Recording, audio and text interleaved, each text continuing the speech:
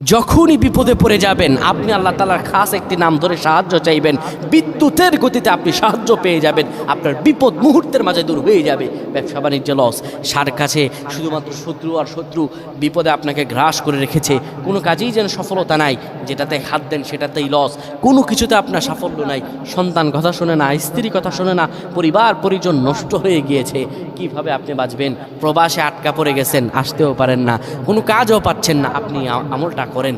এটি আমার কথা নয়, বিশ্বনবী মুহাম্মদ রাসূলুল্লাহ সাল্লাল্লাহু আলাইহি ওয়াসাল্লামের প্রিয় সাহাবী হযরত যায়েদ রাদিয়াল্লাহু তাআলা আনহু, তিনি একবার মক্কা থেকে হিজরত করে যখন মদিনায় যাবেন, ঠিক সেই সময় বিপদে পড়ে যান। ওনাকে একটি লোক বিপদে আটকে ফেলে এবং ওনাকে হত্যা করার চেষ্টা করে। তখন তিনি আল্লাহ তাআলার এই খাস নামটি ধরে সাহায্য চেয়েছিলেন, আল্লাহ তাআলা তাকে বিপদ থেকে মুক্ত করেছেন। সুবহানাল্লাহ। সেই দোয়াটা কি? তিনি যখন বিপদে পড়ে যান তিনি বলেন, আগিসনি ইয়া রহমান,